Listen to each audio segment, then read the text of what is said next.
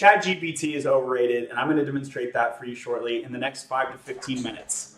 First, I'm going to recount 2 stories that I think illustrate the point. Then I will attempt to reproduce those stories by doing this fresh.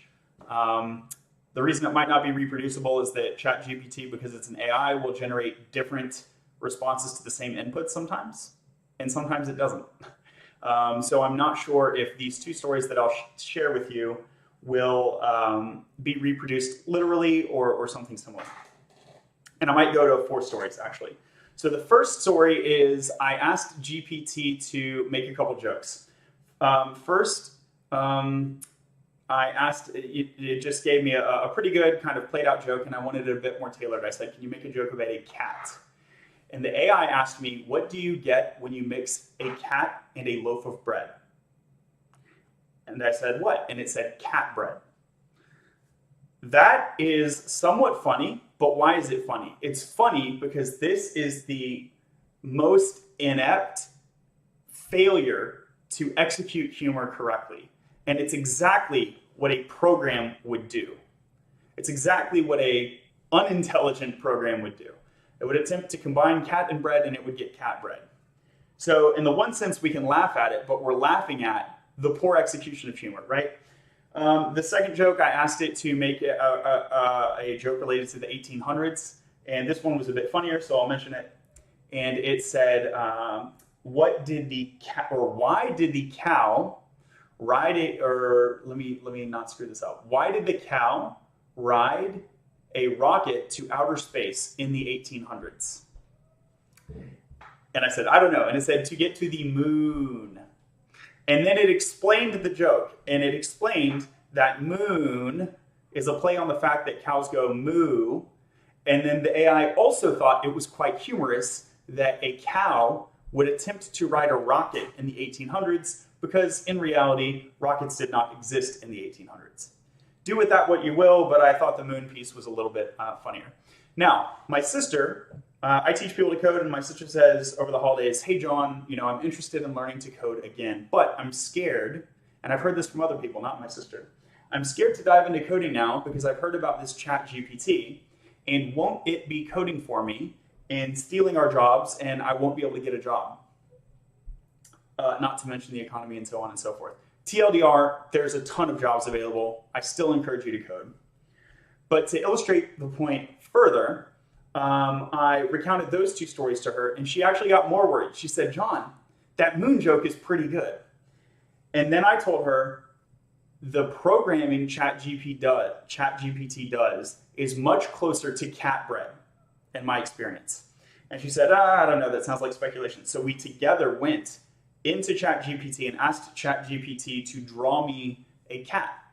I said, can you write some code that will draw me a cat? And so ChatGPT wrote Python code, and it was well commented. That was nice. The code was well commented. And it imported the turtle module, which is like, fine. And at first glance, she said, this actually proves my point. It's giving you this code. Then I did 2 things. First of all, I ran the code, and if you look at the picture of the cat, it's awful. It doesn't look like a cat. And the second thing is that I said, Jess, that's my sister's name, Jess. What if I don't want Python?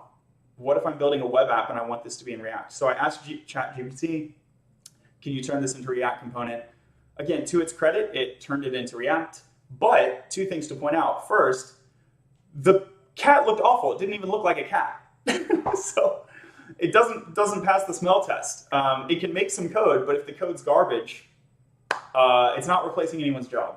And the second thing is the code does not serve itself. And this is what is really missed. I've seen sensationalist websites where people say ChatGPT built a website from scratch in under a minute. And then they show the video, and what they did is they said, hey, ChatGPT, can you give me like a HTML web page? And it's like some goofy web page that barely does anything. It might say hello world or something like that on it. It doesn't serve itself. It doesn't create a website. No one can go look at that web page. It's not a real web page. So there's a substantial role from developers there still. So I think I've made the point now, and let's try to reproduce it. But you know, I don't know if we're going to get the same result this time. And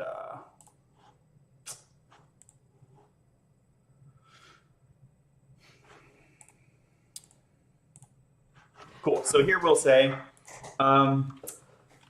let's do a dog picture instead of a cat picture, but we'll keep it in the same same ballpark.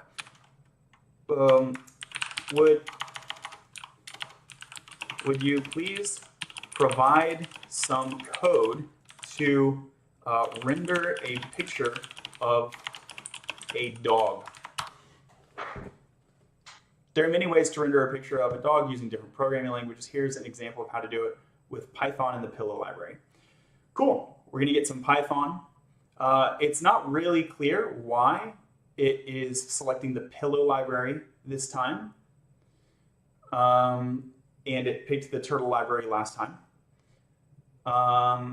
The comments are great. Open an image file, display the image. Open an image, display the image. The first section of code, we can see it's a fail. It's just opening a dog picture. It's assuming you already have a dog picture. And so it's not, okay, well, render a picture of a dog. One could attribute this to a bad prompt. So in both of these cases, it's interpreting render a picture of a dog to mean basically open a picture of a dog. So let's rephrase the prompt, although this is already pointing to an issue, which is very slight wording.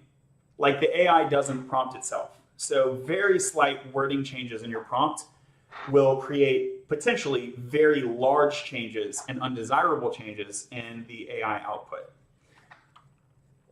Let's say, would you, or let's say, can I have some code to draw, that will draw.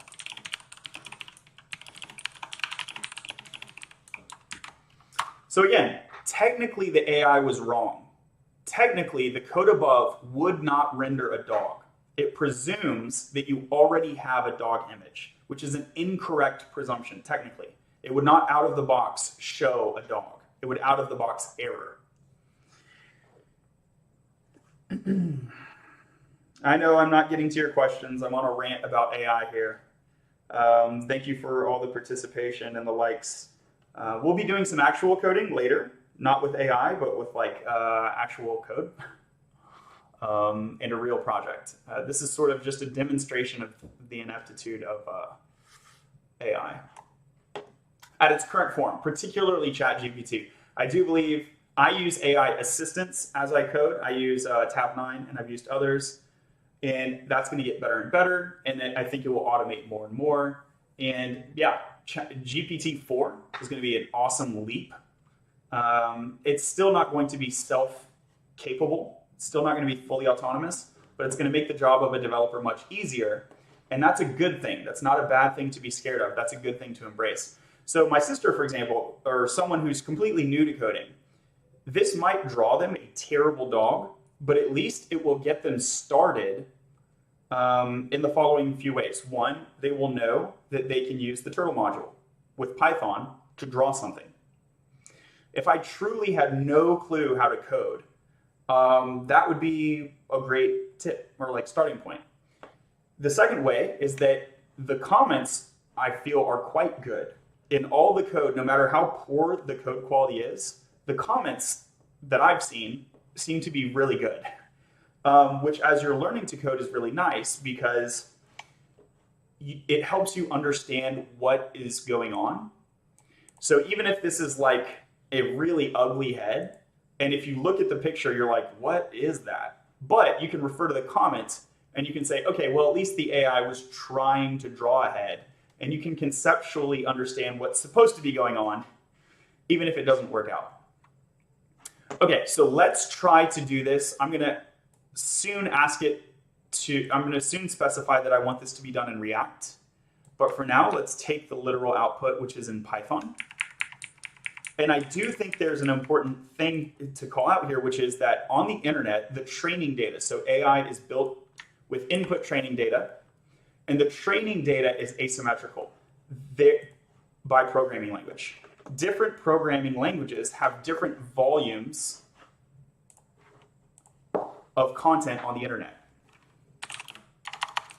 So that JavaScript and Python are quite common, and something like Kotlin, Ruby, and so forth will be more niche. And we can quite easily imagine that code quality provided by the AI would be higher for common languages and lower for less common languages or more specific niches. So that even though JavaScript is most common, React is a niche within JavaScript. And in particular, if we're interested, as you can see in the background, I have an app.tsx, which we might use to drop in and view the React component.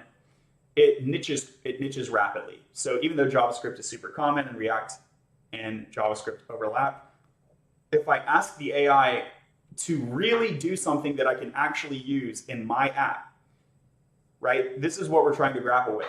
Can AI actually improve my app? Well, if it's actually going to improve my app, I need it to build something in React in TypeScript. And I might even need to specify using the material UI library and so forth. Many of these complicated requirements that we can give to a human developer, can an AI even use that? And the answer seems to be largely it can produce something, but the thing it produces is not very good. So let's see how it turns out with Python. I suspect, yeah, I have Python on here. I suspect the Python results for this dog image should be better than the React results. So here we're drawing a dog.